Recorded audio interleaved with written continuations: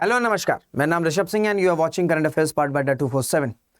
दोस्तों, external affairs minister doctor S Jaishankar sir, इनके जो वन लाइनर हैं, इनके जो बड़े स्टेट रिप्लाईज हैं वो बहुत ज़्यादा फेमस हैं। एग्जांपल के तौर पर जब रशिया यूक्रेन वॉर स्टार्ट हुआ था तो बहुत से जो यूरोपियन रिपोर्टर्स हैं उन्होंने बड़े 22 क्वेश्चंस पूछे थे कि रशिया यूक्रेन वॉर चल रहा है, ऐसे में जो भारत है वो रशिया से जो ऑयल है, जो डिस्काउंटेड ऑयल है वो इंपोर्ट करा रहा है। जहां पर एस जयशंकर सर ने कहा था कि क्या सिर्फ भारत ही डिस्काउंटेड ऑयल को इंपोर्ट कर रहा है, क्या यूरोप में जो गैस आ रही है वो रशिया से नहीं आ रही है? तो अल्टीमेटली यूरोपियन कंट्रीज भी तो रशिया को पंप कर रहे हैं, रशिया को हेल्प कर रहे हैं इन रशिया यूक्रेन वॉर। तो इस तरीके के जो वन लाइनर हैं, जो बड़े ही एफिशिएंट रिप्लाईज होते हैं, जो करेक्ट आंसर होते हैं, जो कम शब्द में बहुत ही महत्व रखते हैं, इस तरीके के जो जवाब हैं वो एस जयशंकर सर काफ़ी एफिशिएंटली, काफ़ी फ्रीक्वेंटली देते रहते हैं। इसी वजह से उनकी जो पॉपुलैरिटी है वो भारत में तो है ही काफ़ी ज़्यादा, ऑल ओवर वर्ल्ड भी है, जिसका एग्जाम्पल हमें G20 समिट में फिर से दिखा। G20 का समिट चल रहा है ब्राज़ील में, और जहां पर जितने भी इंपॉर्टेंट वर्ल्ड लीडर्स हैं उनके साथ बायलैटरल मीटिंग हो रही है, प्राइम मिनिस्टर मोदी की, डॉक्टर एस जयशंकर सर की। तो इसी तरीके की इंपॉर्टेंट बायलैटरल मीटिंग थी इंडोनेशिया के प्रेसिडेंट के साथ। और जैसे ही इंडोनेशिया के प्रेसिडेंट को डॉक्टर एस जयशंकर सर ने अपना इंट्रोडक्शन दिया, तो उन्होंने बताया कि मेरा नाम एस जयशंकर सर है and I am the external affairs minister of India. इस पर रिप्लाई दिया इंडोनेशिया के प्रेसिडेंट ने कि सर मैं आपको जानता हूं, यू आर वेरी फेमस। तो ये चीज़ दिखाती है कि किस तरीके से जो पॉपुलैरिटी है डॉक्टर एस जयशंकर सर की वो through out the globe, across the globe कितनी ज़्यादा पॉपुलर है, कितनी ज़्यादा फेमस है। और वैसे भी डॉक्टर एस जयशंकर सर की बात करें तो इन्होंने बहुत ही इंपॉर्टेंट और एक पिवटल रोल प्ले किया है जो भारत की फॉरेन पॉलिसी रही है through out, right from the independence, की हमें बैलेंसिंग टाई करना है, हमें बैलेंस बना के चलना है।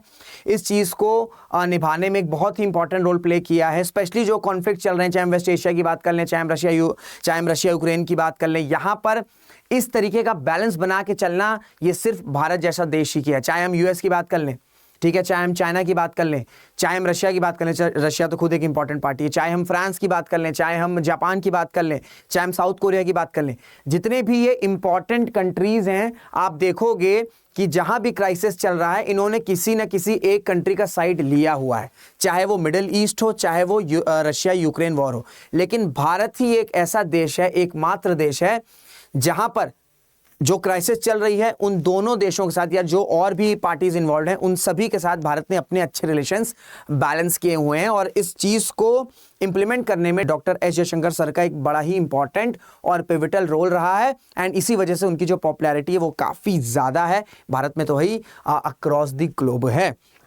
तो देखिए, G20 के समिट में जब इंडोनेशिया के प्रेसिडेंट के साथ मीटिंग हुई तो प्राइम मिनिस्टर मोदी की तो बहुत से इंपॉर्टेंट सेक्टर्स में डिस्कशन हुआ। और ये भी हम अभी थोड़ा सा समझेंगे कि इंडोनेशिया भारत के लिए इंडो पैसिफिक में क्यों बहुत ज़्यादा इंपॉर्टेंट है। पहले ये समझेंगे कि इस जो G20 में मीटिंग हुई उसमें कहाँ कहाँ किस किस सेक्टर्स पर डिस्कशन हुआ। तो चाहे हम ट्रेड की बात कर लें, चाहे हम कॉमर्स की बात कर लें, हम हेल्थ की बात कर लें, हम सिक्योरिटी की बात कर लें, इन सब डायमेंशन पर किस तरीके से दोनों देशों के जो कोऑपरेशन है वो बढ़ाई जा सकती है, इस पर डिस्कशन हुआ।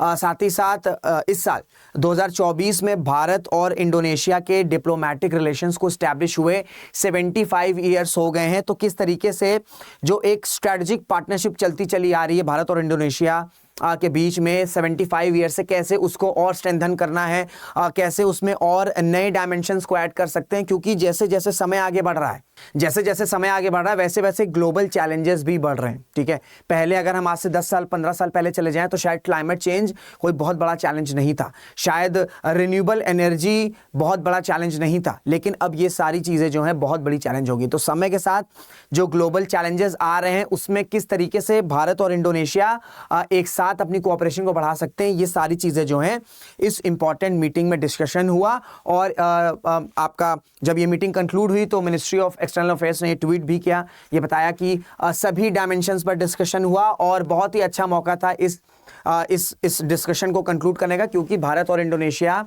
ने recently 75 years of diplomatic relation celebrate किए हैं। एंड इंडोनेशिया में भी फरवरी 2024 में नई सरकार बनी है, तो उसके बाद से पहली बायलैटरल मीटिंग है इंडोनेशिया के प्रेसिडेंट की और प्राइम मिनिस्टर मोदी की। तो इसी वजह से ये मीटिंग और भी काफ़ी ज़्यादा इंपॉर्टेंट हो जाती है। तो अब देखिए, मैं आपको थोड़ा सा कंसेप्ट बताना चाहूँगा कि जो इंडोनेशिया है वो भारत के लिए क्यों जरूरी है, क्यों बहुत ज्यादा जरूरी है, why Indonesia matters to India. अब ये आप मैप देख रहे हो, ठीक है, ये आप मैप देख रहे हो, यहां पर आपको इंडोनेशिया दिख रहा है, ठीक है, आपको यहां पर इंडोनेशिया दिख रहा है। तो अब इंडो पैसिफिक में आप सबको पता है कि इंडो पैसिफिक में चाइना जो है वो अपनी मनमानी कर रहा है, ठीक है, चाहे हम साउथ चाइना सी की बात कर लें, बॉर्डर इश्यूज भी चल रहे हैं, आसियान कंट्रीज के साथ भी चल रहे हैं, भारत के साथ भी चल रहे हैं। तो इंडोनेशिया जो है जो इंडो पैसिफिक में सिक्योरिटी है, जो इंडियन ओशन रीजन, पहली बात तो इंडियन ओशन रीजन में जो मैरीटाइम सिक्योरिटी है, ठीक है, जो मैरीटाइम, मैं शॉर्ट फॉर्म में लिख दे रहा हूं, जो मैरीटाइम सिक्योरिटी है, इसको स्ट्रेंथन करने में, इसको मजबूत करने में भारत और इंडोनेशिया का एक इंपॉर्टेंट रोल रहा है। दोनों जो देश हैं बहुत सी जॉइंट एक्सरसाइजेस करते हैं, बहुत सी जॉइंट नेवल एक्सरसाइजेस करते हैं कि किस तरीके से जो मैरीटाइम सिक्योरिटी है वो सुनिश्चित हो सके इंडियन ओशन रीजन में, क्योंकि जितना ज़्यादा मैरीटाइम सिक्योरिटी सिक्योर रहेगी इंडियन ओशन रीजन में, उतना ही फायदा, उतना ही बेनिफिट ट्रेड के स्मूथ ट्रांजिट होगा ट्रेड का, ठीक है, क्योंकि जितना ज़्यादा सिक्योर रहेगा जो ट्रांजिट है ट्रेड का वो उतना ज़्यादा स्मूथ रहेगा।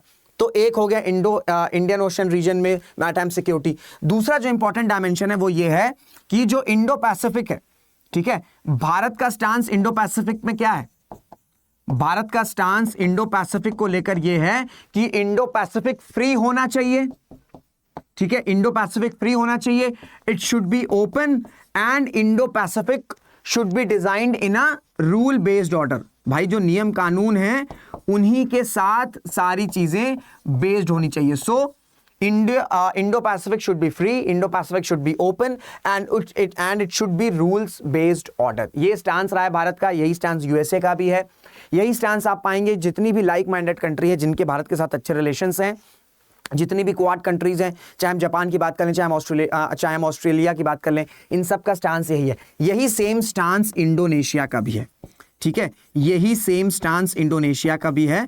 तो जो इंडो पैसिफिक में चाइना का राइज हो रहा है, राइज भी नहीं, जो चाइना का अग्रेशन है, ठीक है, जो चाइना का अग्रेशन है उसे काउंटर करने के लिए इंडोनेशिया एक बहुत इंपॉर्टेंट प्लेयर है, एक बहुत इंपॉर्टेंट पार्टनर है भारत के लिए और वर्ल्ड के लिए। तो इसी वजह से एक तो पहला चीज हो गया इंडियन ओशन मैरीटाइम सिक्योरिटी को सुनिश्चित करने में बहुत सारी जॉइंट एक्सरसाइजेज आपको देखने को मिल जाएंगी जो आपके एग्जामिनेशन में पूछी भी जाती हैं, प्लस इंडो पैसिफिक का जो स्टांस भारत का है वही सेम स्टांस किसका है, वही सेम स्टांस इंडोनेशिया का भी है।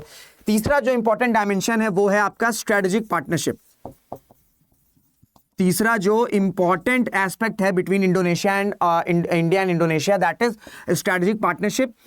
इसको साइन किया गया था साल 2005 में और फिर साल 2018 में इसको एनहांस कर दिया गया था कॉम्प्रिहेंसिव स्ट्रेटेजिक पार्टनरशिप में। साल 2018 में क्यों ऐसा किया गया, स्ट्रेटेजिक पार्टनरशिप तो साइन हो गई साल 2005 में, साल 2018 में ऐसा क्या हुआ कि कॉम्प्रिहेंसिव स्ट्रेटेजिक पार्टनरशिप अपनानी पड़ी। अब देखिए कॉम्प्रिहेंसिव का मतलब क्या हो रहा है, कॉम्प्रिहेंसिव का मतलब है कि जितने भी सेक्टर्स हैं, जितने भी डायमेंशंस हैं, उसमें कोऑपरेशन करेगा भारत और इंडोनेशिया। तो वो चाहे एनर्जी हो, वो चाहे डिफेंस हो, वो चाहे सिक्योरिटी हो, वो चाहे क्लाइमेट चेंज हो, इन सब डायमेंशंस में भारत और इंडोनेशिया जो हैं वो अपना जो स्ट्रेटेजिक पार्टनरशिप है उसको बढ़ाएंगे। प्लस ये तीन इंपॉर्टेंट हो गए करंट बेस्ड, प्लस हिस्टोरिकल और कल्चरल रिलेशंस भी भारत और इंडोनेशिया के बहुत ज़्यादा स्ट्रांग है। आप सबको पता है कि जब भारत आज़ाद हुआ था तो कोल्ड वॉर का एरा था, कोल्ड वॉर एरा में दो सुपर पावर्स थे, एक तरफ यूएसए था, दूसरी तरफ आपका सोवियत यूनियन थे। तो ऐसे में भारत ने अपनी फॉरेन पॉलिसी डिज़ाइन करी थी कि इंडिया जो है वो फॉलो करेगा नॉन अलाइंड पाथ को। नॉन अलाइंड मूवमेंट की शुरुआत हुई थी जिसमें 5 इंपॉर्टेंट देश थे, जिसमें इंडिया के साथ साथ इंडोनेशिया भी बड़ा इंपॉर्टेंट प्लेयर था। अच्छा, जो बाकी 3 हैं उनका आंसर आप मुझे कॉमेंट जरूर बताइएगा। तो इंडिया और इंडोनेशिया के हिस्टोरिकल और कल्चरल टाइज हैं जिसकी शुरुआत आपकी नॉन अलाइंड मूवमेंट से होती है। तो शुरुआत से ही जो फॉरेन पॉलिसी है, जो सिनर्जी है, वो इंडोनेशिया और इंडिया की सेम पाथ पर है। इसी वजह से ओवर द ईयर्स दोनों देशों के रिलेशंस बहुत ज़्यादा स्ट्रांग हो गए और पिछले कुछ समय से जब से चाइना का अग्रेशन हो रहा है तो उसको काउंटर करने के लिए भी भारत और इंडोनेशिया की पार्टनरशिप बहुत तेज़ी से बढ़ी है। प्लस इंडिया के लिए इंडोनेशिया एक इंपॉर्टेंट डिफेंस एक्सपोर्ट्स मार्केट हो सकती है, ठीक है। इंडिया के लिए जो इंडोनेशिया है वो एक इंपॉर्टेंट डिफेंस एक्सपोर्ट्स मार्केट हो सकती है, क्योंकि जो इंडोनेशियन अथॉरिटीज़ हैं वो बड़ी इंटरेस्टेड हैं कि ब्रह्मोस मिसाइल जो है, ठीक है, भारत की जो ब्रह्मोस मिसाइल्स है वो इंडोनेशिया उसे परचेज करे, प्लस बहुत से जो लाइट एयरक्राफ्ट हैं, ठीक है, जो लाइट एयरक्राफ्ट हैं उनको परचेज करने में भी इंडोनेशिया जो है वो काफ़ी ज़्यादा इंटरेस्टेड है। तो एक और बड़ा इंपॉर्टेंट डायमेंशन है भारत और इंडोनेशिया के रिलेशंस में के बीच में, दैट इज डिफेंस एक्सपोर्ट्स, जो कि भारत को बहुत ज़्यादा फायदा कर सकता है, क्योंकि जितना ज़्यादा भारत के डिफेंस एक्सपोर्ट्स बढ़ेंगे उतना ही डिपेंडेंसी कम होगी, हमारी मैन्युफैक्चरिंग स्ट्रांग होगी, प्लस हमारे इंपोर्ट भी कम हो जाएंगे। तो that's why it is very another important aspect between India and Indonesia. फिर लास्ट आपका है ट्रेड। अगर हम आसियान रीजन की बात करें, ठीक है, अगर हम आसियान रीजन की बात करें तो आसियान देश जो भारत के लिए बहुत ज़्यादा इंपॉर्टेंट है, again in countering the rise of और the aggression of China in the Indo Pacific, plus trading perspective से भी आसियान कंट्रीज जो है वो बहुत ज़्यादा इंपॉर्टेंट है। तो इंडोनेशिया जो है, अगर हम आसियान रीजन की बात करें तो उसमें लार्जेस्ट ट्रेडिंग पार्टनर है भारत का, ठीक है, लार्जेस्ट ट्रेडिंग पार्टनर भारत का। जो फाइनेंशियल ईयर 2022-23 में ट्रेड हुआ था, बायलैटरल ट्रेड हुआ था between India and Indonesia, that was around $38.85 billion. तो इसी वजह से चाहे हम डिफेंस की बात कर लें, हम इंडियन ओशन की बात कर लें, हम चाहे इंडो पैसिफिक की बात कर लें, ठीक है, हम चाहे स्ट्रैटेजिक पार्टनरशिप की बात कर लें, हम कल्चरल या हिस्टोरिकल रिलेशंस की बात कर लें, ट्रेड की बात कर लें, हर ही एस्पेक्ट में भारत और इंडोनेशिया बहुत ज़्यादा कोऑपरेशन कर रहे हैं, एंड दैट्स वाई बहुत ज़्यादा ज़रूरी है इंडोनेशिया भारत के लिए। तो ये पूरा मैंने आपको करंट के साथ साथ थोड़ी सी स्टैटिक इन्फॉर्मेशन समझाने की भी कोशिश करी। आई होप आपको चीज़ें क्लियर हुई होंगी। कोई डाउट रहेगा, और जो मैंने सवाल पूछा है कि नॉन अलाइंड मूवमेंट में भारत इंडोनेशिया के साथ साथ 3 देश और कौन थे, वो कॉमेंट्स ज़रूर बताइएगा, एंड कोई डाउट रहेगा तो वो भी आप कॉमेंट्स बता सकते हैं। एंड एक और बड़ी इंपॉर्टेंट रिक्वेस्ट है कि अगर आपको वीडियोज़ अच्छी लगती हैं तो शेयर ज़रूर करिए, लाइक ज़रूर करिए, इस पर कॉमेंट्स करिए, सो दैट चैनल की रीच बढ़े, वीडियोज़ की रीच बढ़े, सो दैट ज़्यादा से ज़्यादा लोग इन्फॉर्म्ड हो सके।